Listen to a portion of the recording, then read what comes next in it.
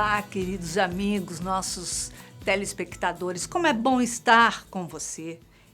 Você, Joana de Ângeles e a doutora Anísia da Silveira, para juntos fazermos um mergulho interior e alçarmos para o equilíbrio. Se você quiser participar do nosso programa, nos envie a sua mensagem pelo WhatsApp 21 967 57 3999. E, quem sabe, a sua história estará sendo relatada no próximo sábado. E lembrando que esse mês é um mês muito especial. Setembro Amarelo. Muita paz. Hoje nós estamos aqui com uma convidada muito especial, muito querida, uma especialista. Ela é psicóloga e especialista em transtornos emocionais. Olha só que chique. É a nossa convidada de hoje, Daniela Mair. Seja bem-vinda ao nosso Reconstruindo Emoções, Daniela. Muito obrigada, Iraci. Muito obrigada pela oportunidade. Você sabe que eu tenho um carinho muito especial pela casa, por você. Uma gratidão profunda, porque minha vida mudou depois que nos conhecemos, que os nossos caminhos se cruzaram. Então, para mim é uma alegria estar aqui. E sempre que você chamar, eu sempre estarei aqui. Obrigada pelo carinho. Então, hoje, nós vamos contar o relato de uma pessoa que nos mandou a história pelo WhatsApp, que é Lúcia. Ela mora em Piracicaba, interior de São Paulo, e vem contando a história do seu irmão Luiz. Ela está muito incomodada com isso e ela quer saber se tem uma maneira também de ajudá-lo melhor. Porque o que acontece com ele? O Luiz tem diabetes e há muitos anos. Só que ele deixou de lado e, sabe, deixa a vida me levar, a vida leva eu, e não se cuidou. Chegou a um ponto que ele, aos seus 50 anos, esbarrou a perna em alguma coisa quando ele estava passando, e aí abriu-se ali um ferimento. Desse ferimento, todo mundo sempre falando para ele procurar um médico tal, mas como ele mora com o pai, depende do pai financeiramente, então ele não quis ir ao médico. E ficou enrolando, e a irmã falando, e ele deixou o tempo passar e não foi ao médico. Quando chega num momento que o ferimento já estava muito grande e ela viu que a situação estava complicada, ela foi lá falar mais veemente com esse irmão e disse, olha, tem que ir ao médico, eu vou chamar um médico. E o pai, sempre naquela postura assim, eu só levo se ele quiser, se ele não quiser, eu não levo. Tipo assim, se ele pedir, então a Lúcia chamou um médico e quando o médico chegou lá, falou que precisava internar urgente o Luiz, internou, teve que amputar a perna e nesse tempo o hospital ofereceu uma psicóloga para trabalhar com ele, esse fato de ter amputado a perna. Ele não queria psicóloga de jeito nenhum, passou a fingir que estava dormindo quando ela chegava no quarto. Teve que fazer uma segunda amputação, mais uma parte. E aí, agora, após 4 meses que ele está em recuperação, que já saiu do hospital, ele diz que ele tinha pensado na primeira cirurgia em desistir da vida, mas que agora ele quer viver. Então, ele sai de táxi 2 vezes na semana para andar por aí e tal. Ele tem aquela oscilação constante que uma hora ele quer viver, uma hora ele está eufórico, outra hora ele está para baixo, ele não sabe o que quer. E a irmã está muito incomodada com isso, porque ela diz que ela acha que pode haver ali uma possibilidade de suicídio porque ele está completamente variado. Então, o que fazer? Ela queria ouvir a opinião, ouvir a voz de uma especialista para poder ajudá-la. Então é isso, Daniela, é com você, a situação é bem delicada, né? Porque agora é setembro e esse mês é um mês muito marcante, né? A gente sabe disso. Sim. Qual é a sua visão do fato, né, dessa história toda? Na verdade, Iraci, a gente tem...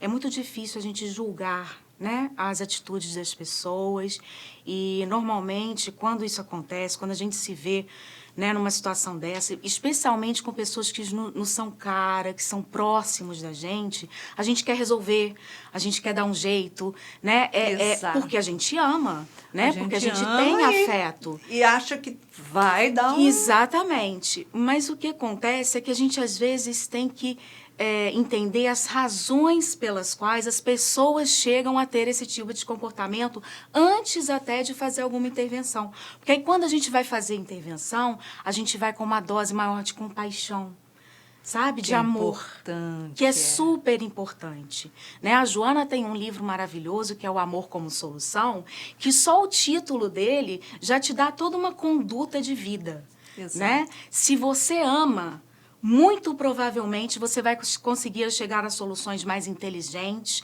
mais sagazes do que se você chega assim com uma imposição, né, de uma forma imperativa. Isso. O que eu acredito que está acontecendo com esse senhor é que, tudo bem, ele pode até já estar num processo de suicídio, mas o que a gente chama, né, a gente lê o livro Nosso Lar e a gente vê o André Luiz, né, que quando perde a vida, quando desencarna, ele chega lá e é chamado de suicida. Ele falou assim, mas eu não cometi suicídio. Exato. Sim, você fumava, você bebia, você negligenciou o seu corpo, que é mais ou menos o que esse senhor está fazendo. Então, é um suicídio indireto. Né? Não é um suicídio assim intencional, mas inconscientemente ele está provocando isso. Mas, em verdade, eu vou tentar ser bem didática aqui, tá? Ah, tá. O que acontece é que o nosso querido Freud, né, que dispensa aí, apresentações, ele diz pra gente que a nossa psique ela tem instâncias. Então, a gente tem o ego, o id e o superego. Sim. O id é o eu desejo. Eu desejo viver, eu desejo ir à praia. Aí vem o superego e fala assim, mas olha, na sua cultura, de acordo com os valores da sua família, você deve trabalhar, você não pode ir à praia. E o ego é o mediador entre essas duas instâncias psíquicas e é quem vai ali resolver, né, mediando esses dois opostos. Sim. E o que eu acredito que esteja acontecendo é que tem partes do nosso ego que não são conscientes. Embora a gente saiba que o ego é tudo aquilo que você conhece sobre você, tem algumas partezinhas que ficam lá e que a gente chama de mecanismos de defesa. Porque, na verdade, a gente não se conhece até fazer um mergulho interior e começar a fazer esse trabalho de autoconhecimento. Mas até aí, né, até a gente ouvir isso e a ficha cair e a gente começar a fazer esse trabalho, são duas coisas assim muito distantes. É uma distância milenar. Porque a gente fala, mas tem um momento na vida da gente que as emoções, os sentimentos, a nossa fase bate de frente com aquilo e você fala assim, nossa, eu falei isso, já cansei de ouvir, achei que eu fazia, não fiz nada, é outra coisa. Exatamente. É exatamente o que você acabou de falar. A gente faz uma coisa, pensa outra, né? E o que acontece, esses mecanismos de defesa, eles tomam conta da gente. Então, quando a carga emocional de uma situação é muito forte para aquele ego, um ego frágil, o que ele vai fazer? Ele vai desenvolver esses mecanismos de defesa. Um deles é a projeção, que a gente fala tanto, né? Que é quando eu jogo para o outro uma característica que eu tenho, mas eu não quero aceitar que eu tenho. Aí eu falo que o outro é que tem. Exato. O outro é o deslocamento, que é quando eu estou com raiva de uma pessoa, de alguma atitude que ela tomou comigo, e ao invés de dar um soco nela, eu dou um soco na parede, quebro um prato. Isso é um outro mecanismo. E o mecanismo que eu acho que o senhor Luiz está usando, nesse momento, é a negação. Ele simplesmente não quer ver a situação, porque ela é tão dolorosa para ele, é tão difícil aceitar que eu tenho uma doença que a priori não tem cura, né? Ela tem como eu me tratar e ser uma pessoa com uma vida normal, mas Exato. A diabetes não tem cura. Né? Então, isso vai exigir de mim dietas, isso vai exigir de mim um cuidado com a alimentação, né? Às vezes, a utilização de medicamentos constantes, e às vezes aquele ego não quer ver isso. É muito pesado para ele. É uma emoção muito forte, é uma carga emocional muito forte. Então, o que ele faz? Ele nega. Porque quando a gente viu esse relato, deu a entender que, como ele dependia do pai, né, financeiramente, e ele mora na casa do pai, e, quer dizer, inconscientemente, ele está se cobrando porque, olha só, você mora aí, tá, e trabalhar nada, né?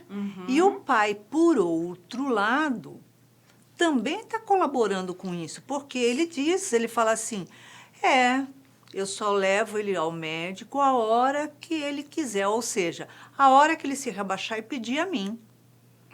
Então, tem aí um... Tem. É um alimentando a neurose do outro, né? Na verdade. Porque as relações são muito assim, né? Ninguém tem problema sozinho. A gente tem problema com o outro. O outro é sempre um espelho que vai mostrando ali pra gente o que a gente precisa modificar, o que a gente não tá trabalhando. E, de certa forma, esse pai tá sendo um pouquinho conivente, né? Por quê? Porque talvez seja interessante para ele que o filho more com ele, né? Porque talvez ele também tenha uma certa carência, porque me chamou a atenção no relato um momento em que ele diz assim, que o filho diz pro pai que ele tem obrigação de trocar as fraldas dele. Então, aquilo ali, gente, ele quer atenção. É como se ele não quisesse crescer, que é uma característica do depressivo e do suicida. É a dificuldade de encarar a vida como ela é, de evoluir, de crescer, de pegar os desafios. Porque a gente sabe que nada chega pra gente se a gente não tem condições de dar conta, né? Com certeza. A gente sabe, Deus, né, nos deu essa condição, esse livre-arbítrio.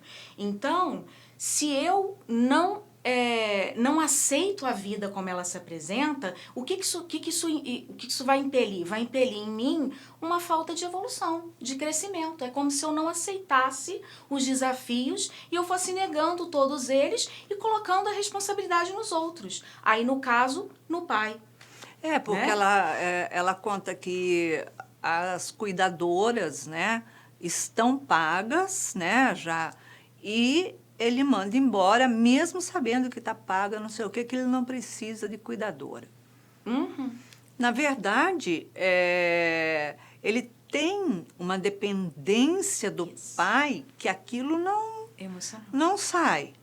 E ele quer chamar a atenção do pai, ele tem aquela... É como se tivesse o cordão umbilical ali entre os dois, um puxa de um lado, outro puxa do outro.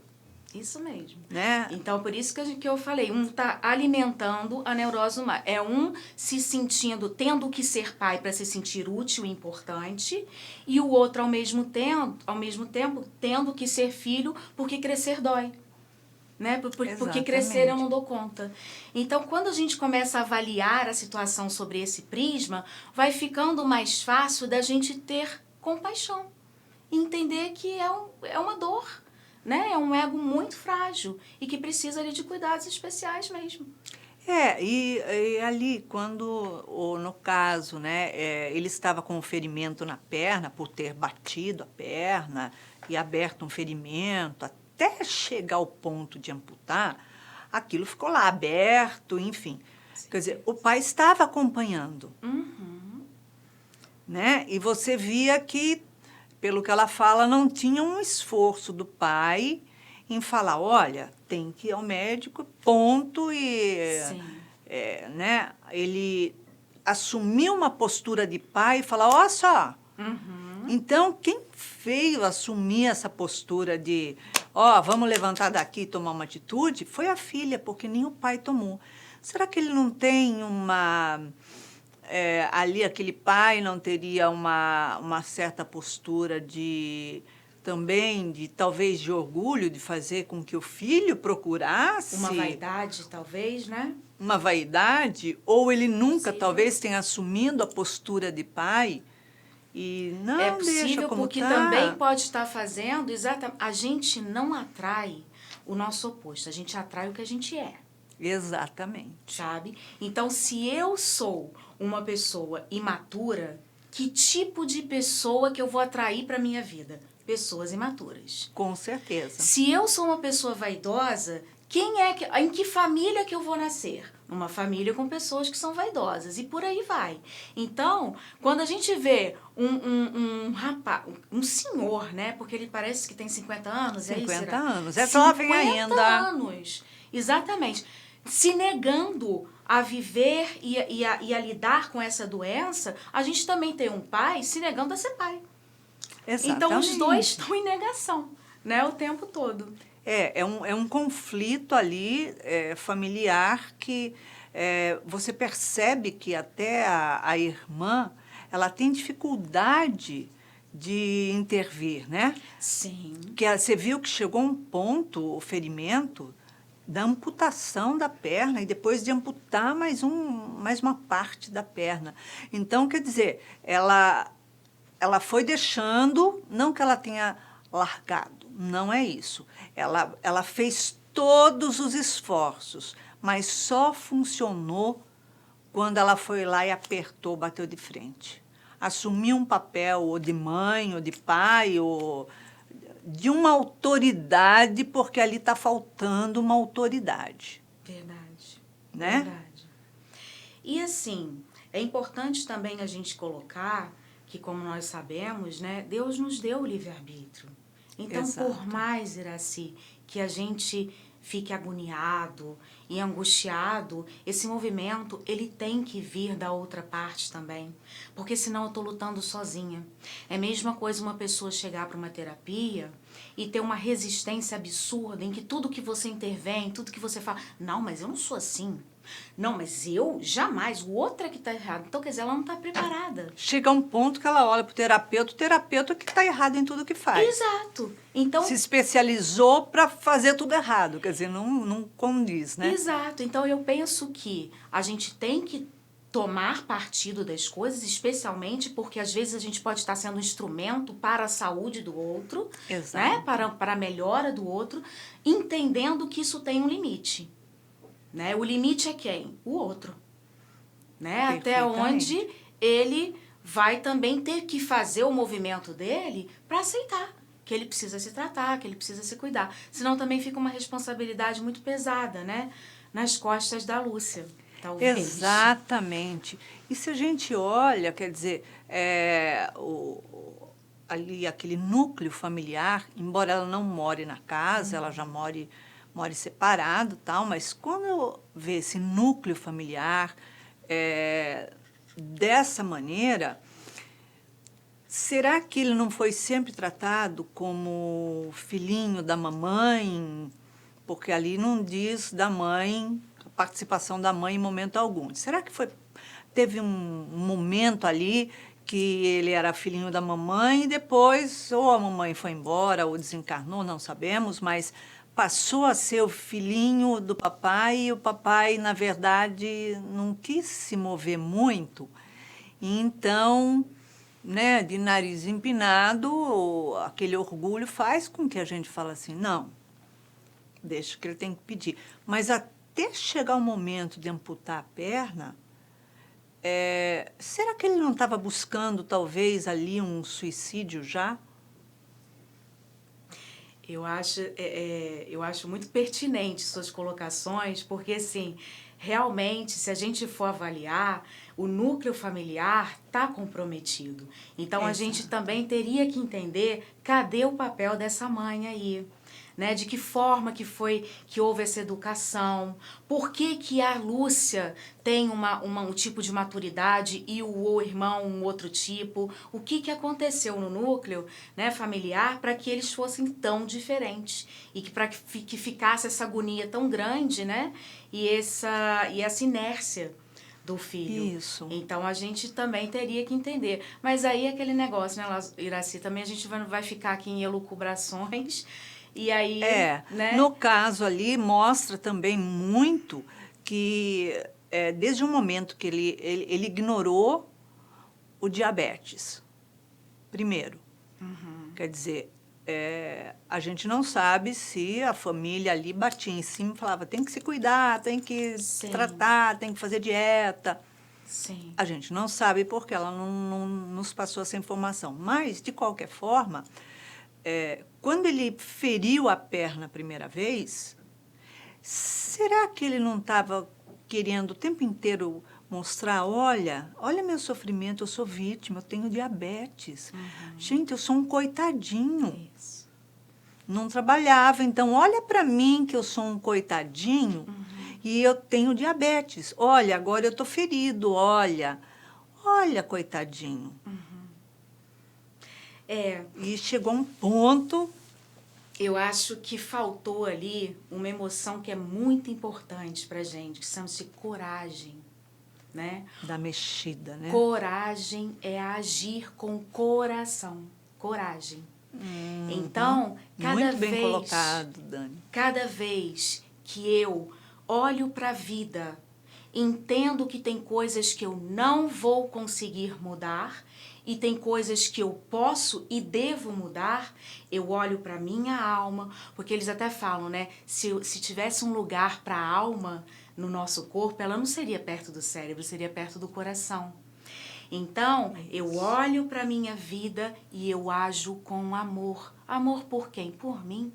Então, tá faltando coragem, né? Coragem para enfrentar os desafios, coragem para sair desse egoísmo, egocentrismo. Então, o que eu trabalharia seria a coragem. E acho que a Lúcia...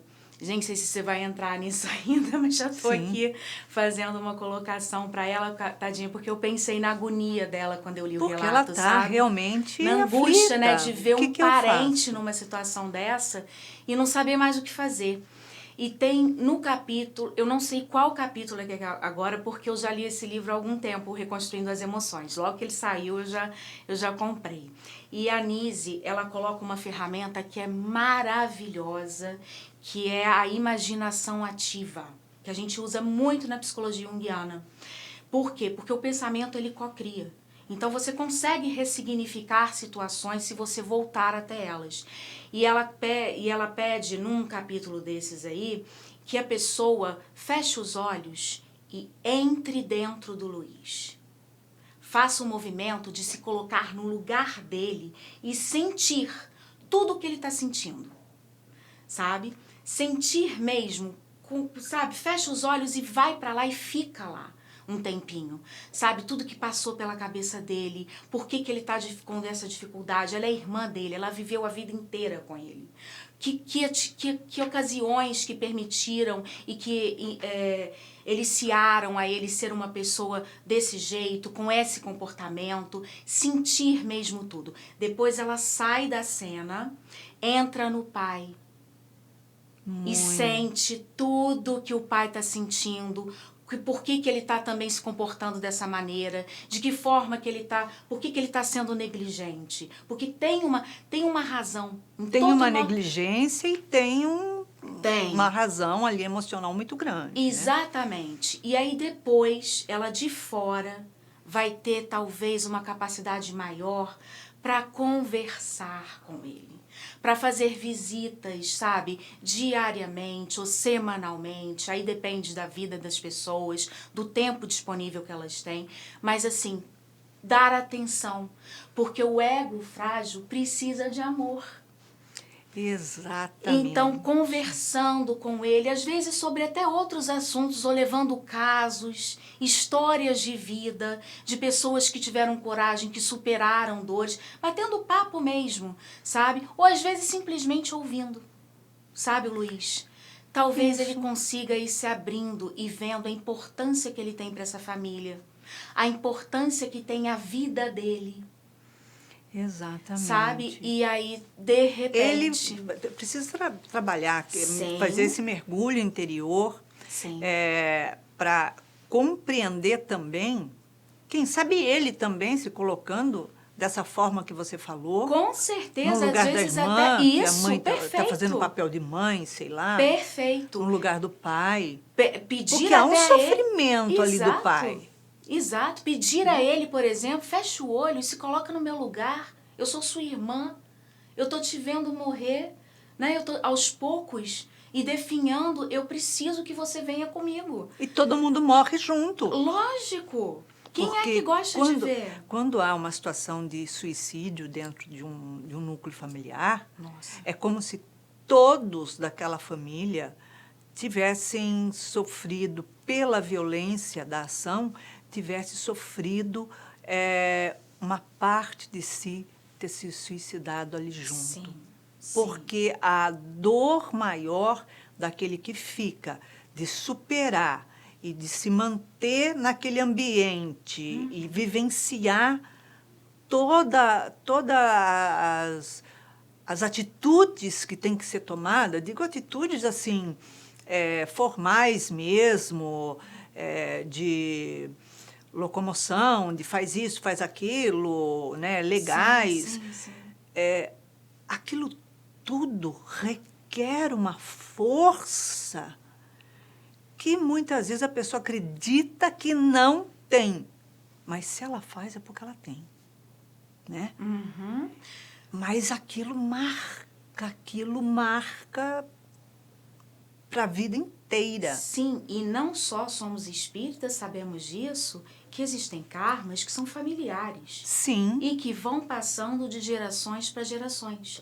Então, toda a família é atravessada por isso durante várias gerações, porque há um comprometimento espiritual também.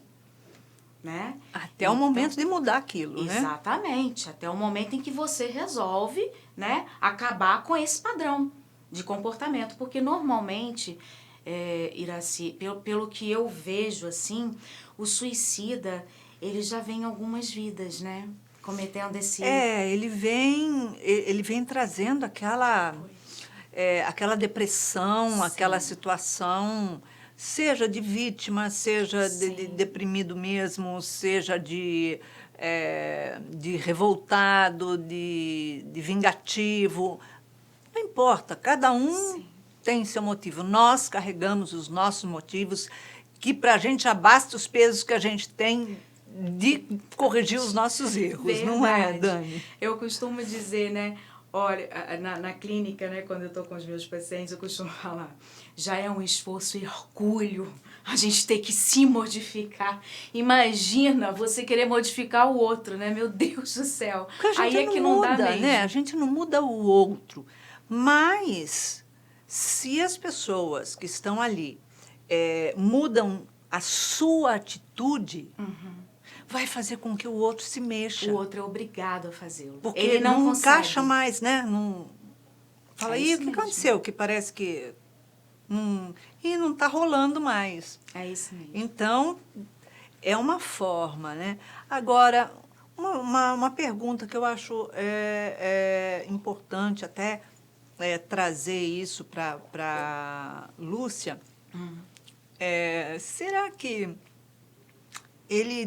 ele amputou, chegou a ferida, o ferimento ali, ao ponto de estar tão abandonado, de necessidade de amputação, e depois de mais uma segunda parte de amputação. Você imagina o quanto aquilo foi adentrando no organismo dele.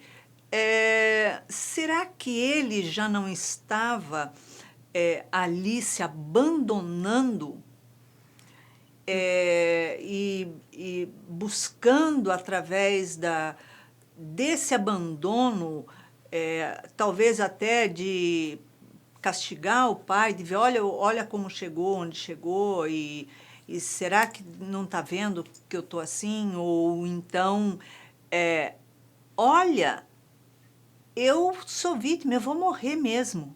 Eu estou morrendo. E eu quero ir embora, eu quero morrer. Porque fala que entre uma amputação e outra, ele queria morrer. Sim, ele chegou a desistir da vida, né? É. Sim. Então, será que tem um... Eu acho que talvez até antes disso, né, Iraci? Porque ele estava com diabetes já há anos e não se cuidava. E a pessoa Né? sabe, né, dos problemas que vão Nossa, a surgindo. diabetes pode causar cegueira, né? Ela traz uma série de comprometimentos, por exemplo, até para cicatrização das feridas, especialmente no pé. Eu sei porque meu pai tem, entendeu? Então ele é todo regrado com a alimentação, sabe? E tem ali comprometimentos que são muito pesados. A diabetes não é uma doença tranquila, sabe? Então, ela exige mesmo um certo, né, cuidado. E ele estava completamente desleixado. Então, acho que ele já estava em negação há bastante tempo. Exatamente. Né? Como uma Talvez, forma de vingança, talvez. Pode ser. É possível. Né?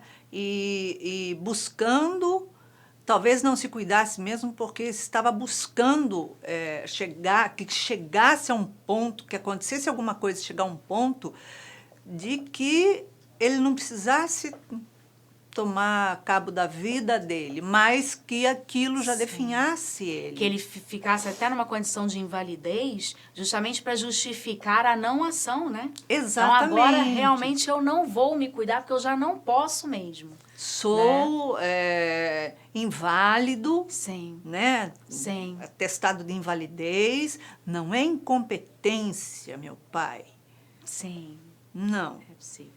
A diabetes era uma coisa, mas agora é invalidez não por incompetência, por falta de esforço, mas porque eu sou mesmo um inválido devido à minha situação. E, na verdade, isso não significa que a pessoa não possa trabalhar, fazer. A gente vê tantos esforços, né? Tão lindo. Agora, nessa situação da Lúcia, ela deve estar puxando por ele, né? E ela tem medo que ele tente o suicídio porque ele está numa linha sazonal. Sim, ela disse ali que ele estava com emoções muito extremistas, né? Ele tinha... Ele vai de um pico ao outro, isso, né? ele ia de um pico ao outro Com e raiva, tal. depois alegria, depois euforismo, depois Bastante instabilidade. revolta, É possível, sim, que... Eu não sei se ele chegaria, tá? A esse ponto, porque também é preciso coragem, né? Nós não podemos menosprezar jamais, né, o sentimento, a emoção de alguém. Sim. Né? Subestimar o melhor. Né? Eu não sei, é possível que ele talvez tente, sim. Mas eu acho que ela fazendo esse trabalho de estar presente, sabe? De dar carinho para ele, de dar atenção, de dar amor, mas sempre também chamando atenção para as coisas que ele precisa para fazer, para o movimento que ele precisa fazer, eu acho que talvez ela consiga, sabe? Eu não sei se também teria até outro recurso, né? Ele está pode-se dizer que ele está em depressão? Acho que sim. Acho que sim, porque os sintomas da depressão são esses, né? São a irritabilidade,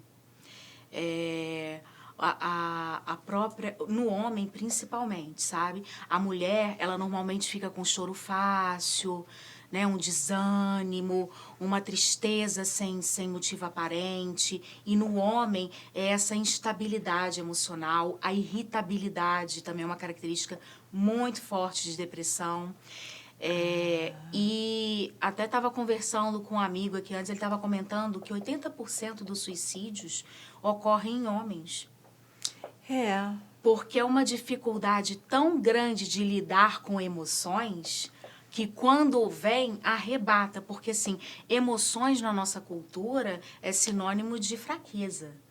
né? Então, assim, ou eu nego, que é o que ele está fazendo, ou eu simplesmente não vou lidar com aquilo e a coisa vai tomar conta de mim. Agora que eu acho que tá mudando um pouco, o homem está procurando um pouco atendimento, né? Graças a Deus, eu vejo no Brasil, eu tive a oportunidade de estar em outras culturas e eu vejo aqui o que me chama muita atenção é essa disponibilidade para o autoconhecimento que eu estou vendo o brasileiro fazer. Sabe? Eu vejo isso demais. As pessoas hoje não têm nenhum problema. Aliás, elas até comentam. A minha terapeuta, o meu psicanalista. Isso é bonito de ver.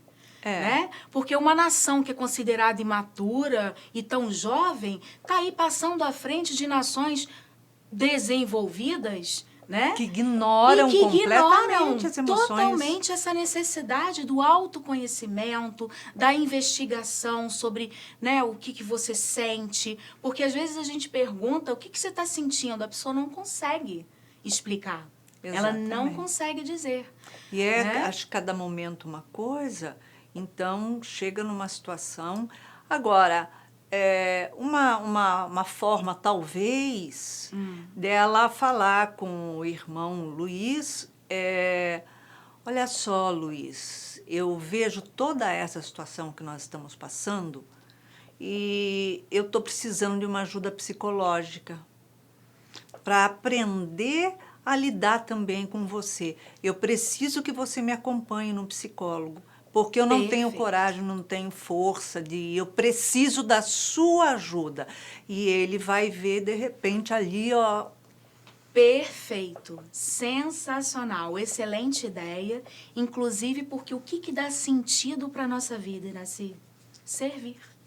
Exatamente, né? Servir. Você só consegue ver propósito na sua vida quando você está servindo. Seja o que for, uma pessoa, uma causa, uma nação, a sua família, não importa, né? O sentido da vida é servir. Agora, descobrir como é que são outros 500, né? Aí exige todo o autoconhecimento. Aí ela vai ter que usar lá a técnica que ela tem usado, utilizado em casa. Porque se você imaginar o seguinte, de repente na cabeça dele, mas espera aí, ela está me pedindo ajuda. Exato. Ela não está me obrigando a ir nem a fazer, e a ajuda depende de mim. E ele vai se sentir útil. Então, né? De repente, e aí vai sendo tratado, né, todo o psiquismo dele, ou deles, ou da família, né, junto um pacote. É verdade, né? Um pacotão. É isso aí. Daniela, você, por esse quadro que a Lúcia está passando, você vê nela uma grande chance, uma possibilidade muito forte de mudar toda essa situação. Vejo porque ela está fora da situação. Porque se fosse o pai, né, eu acho que ali tem muita carga emocional, mas como ela está, né, olhando a situação de fora, eu acho que ela tem mais condição de chegar lá, inclusive porque ela está pedindo ajuda. Isso é o mais bonito, né? Isso demonstra a sua humildade, né, a sua vontade de fazer diferente. Então, eu acho, o que eu sempre falo, o amor vence tudo.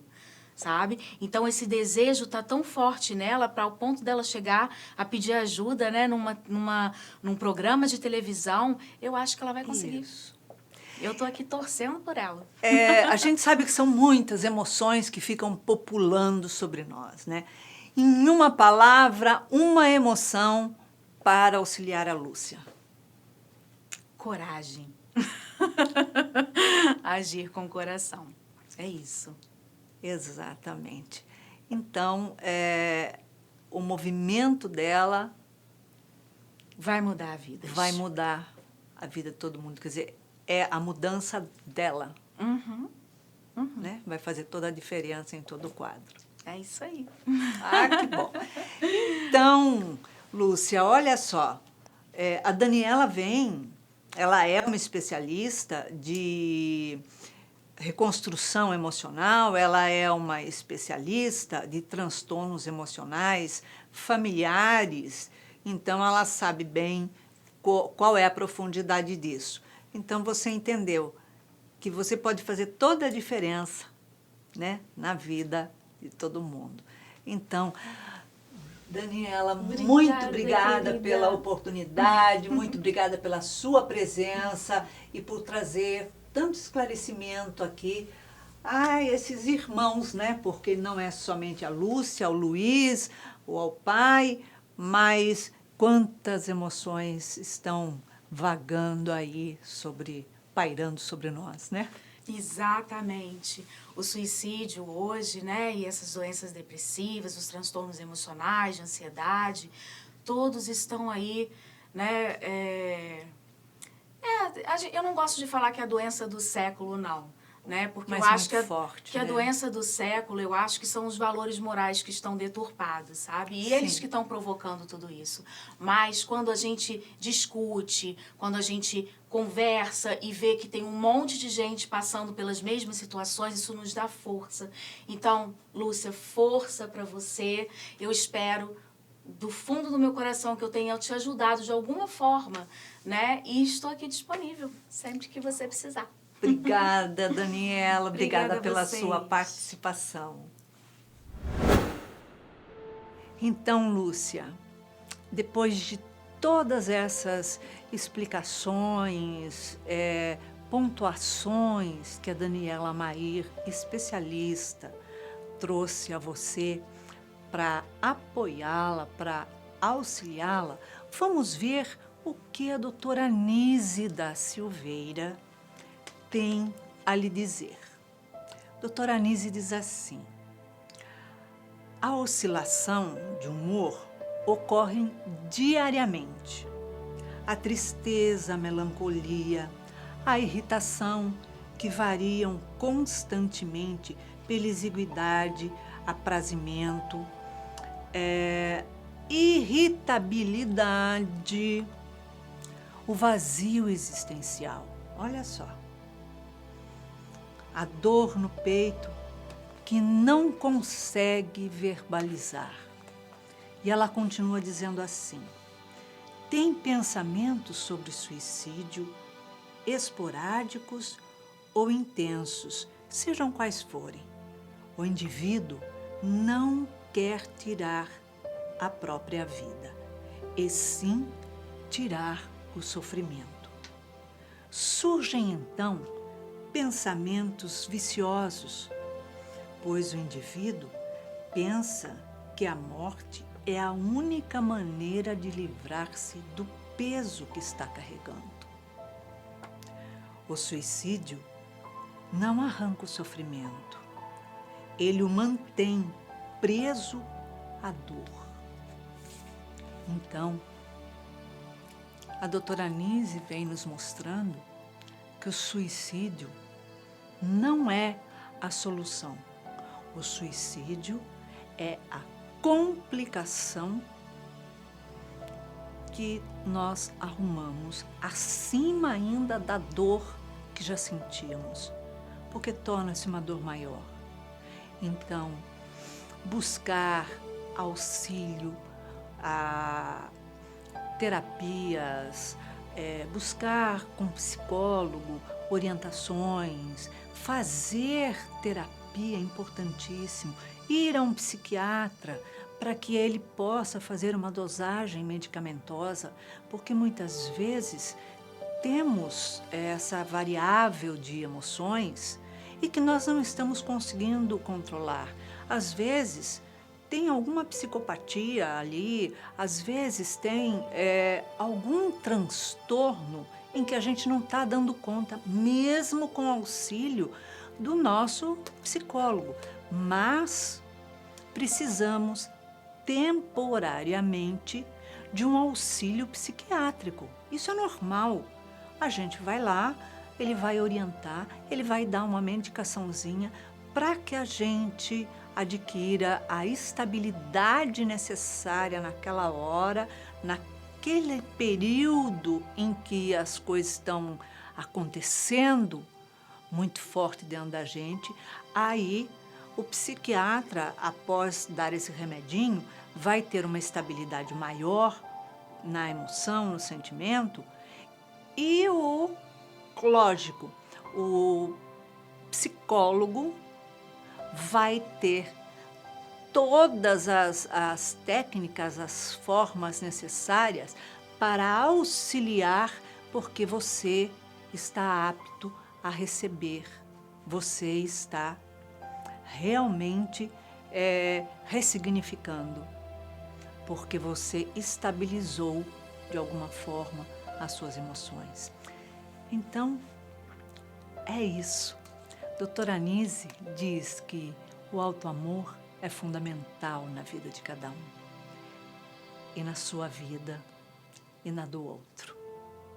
Então, a nossa mudança de atitude faz com que o outro também modifique a sua atitude para poder encaixar conosco. Então é isso. Se você quiser participar do nosso programa, nos escreva, nos envie o seu relato, a sua história para o WhatsApp, para o número 21 967 57 3999. E quem sabe no próximo sábado, às 19 horas, aqui na TV Mundo Maior, será a sua história que estará sendo reconstruída no programa Reconstruindo Emoções. Deixo um beijinho carinhoso para você, cheio de muito amor.